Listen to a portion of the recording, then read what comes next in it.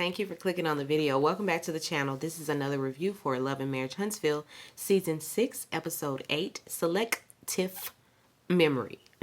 That's how I had to say it because that is how it is written out. Anyway, Melody, she's teaching property preservation. Kimmy drops by.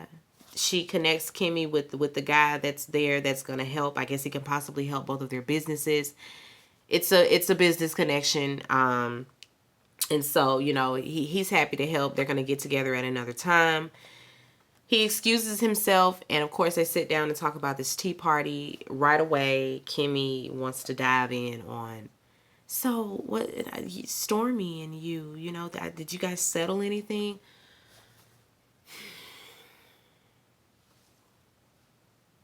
You stirring the pot, Kimmy, because it don't even concern you, and it's not even that serious. They just don't fuck with each other. So no, they're not gonna engage in all that. What do you expect? Like, what more do you want? What more do you want? Anyway, I'm not. Bye, Kimmy. Kimmy, she shares that Tiffany and Kiki might have a spat going on right now. It looked like, and what it looked like, because you standing across the room and you see something happening, but you're not over there to, you know, you're not privy to anything, but you're gonna run it back to Mel like you, girl, what? You weren't even over there, so why even bring it up? She don't mention Sheree because Mel has made it clear that she doesn't want any updates on Martell and who he's dating or none of that. So she respects that. Kimmy, she shares that her stressor these days is co-parenting with Maurice. He ain't really no help. He don't reinforce Kimmy's rules. Tiffany, she wants Stormy, they're going to meet up. She wants Stormy to explain why she was stirring the pot at Martell's party. She said, I want her to explain herself. Girl. Anyway, because she was like mediating. But anyway, Stormy, she feels like Tiffany and Kiki just need a one-on-one. She spent a one-on-one time, a one-on-one with, what's her name? Kiki. And she felt like Kiki was very pleasant. It was a pleasant experience. You know, she got good energy. And so maybe y'all just need to spend a one-on-one time. Tiffany's, she's, receptive to that. I was trying to think of the word. She's receptive to that, you know, so she'll think about meeting up with Kiki at another time, you know, just the two of them.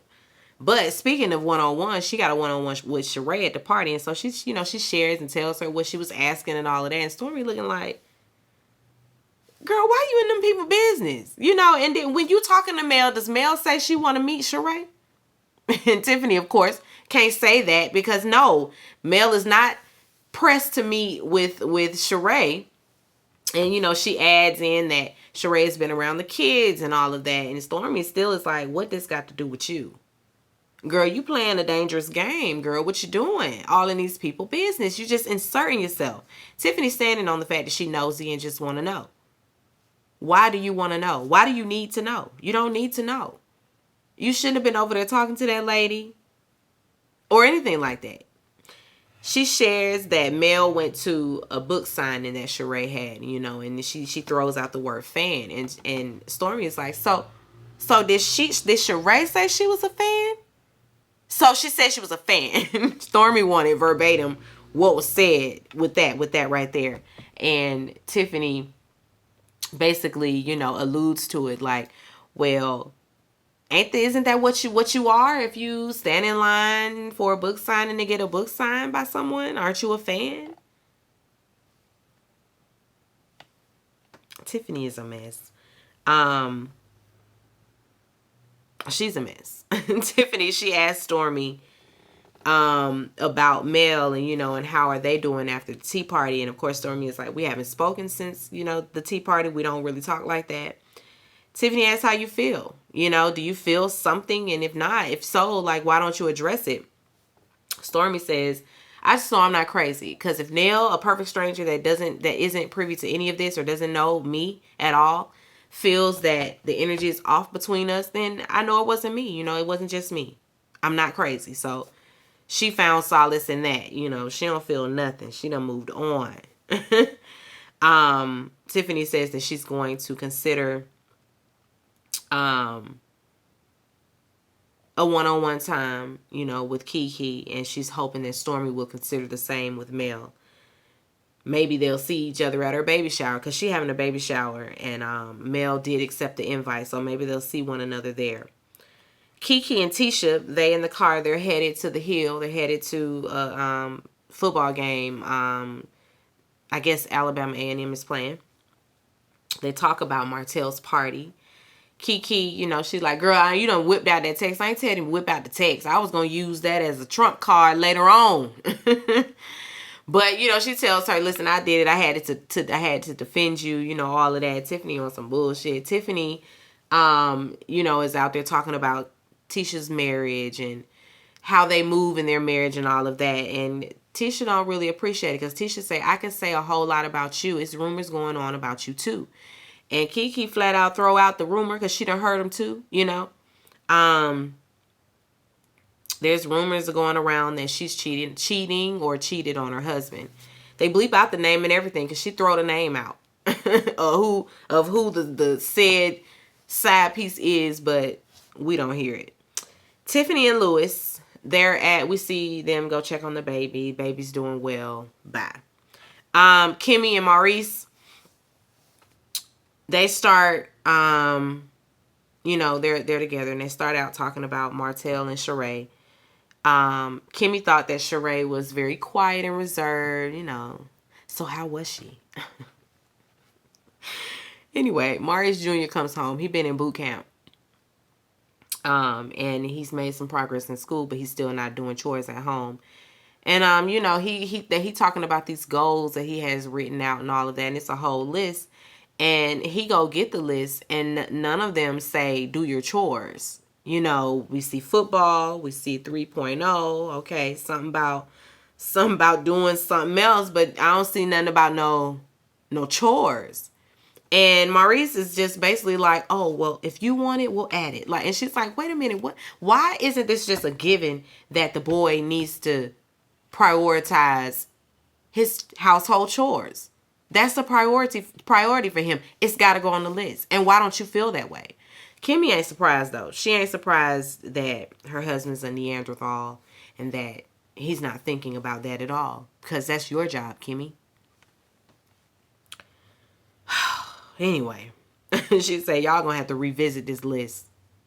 I'm gonna need y'all to revisit the list.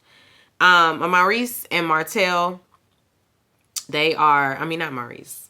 Marceau and Martell are going over, note cards, and they're playing. They ain't really getting nothing done. Tiffany's supposed to be stopping by. He's doing something on Selma. He's doing something.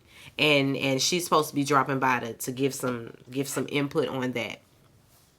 It's really an ambush. He really called that lady down there to gang up on her. But anyway, because he takes no time segueing into his party and why she was sitting up with Sheree asking her the things that she was asking her.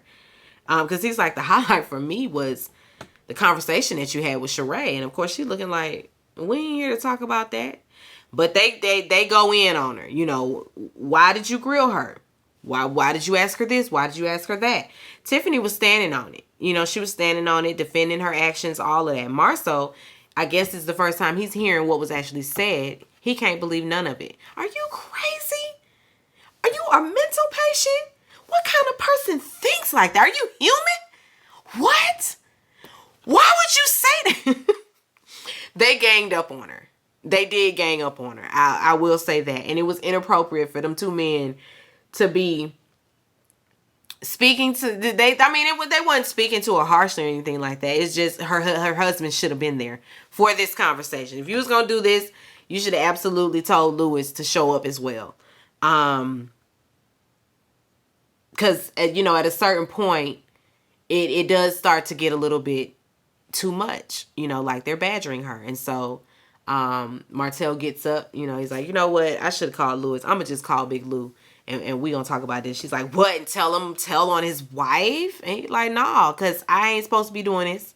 I'm gonna talk to your husband about this. Too little too late, Martell, because that man finna be mad, you know, because he asked her about everything. They asked her about everything. The vulgar comment, and she lies. I didn't say that. We run it back. You absolutely said, oh, you think your pussy that good? You said it, girl. And we gonna revisit it again, I'm sure, a few times.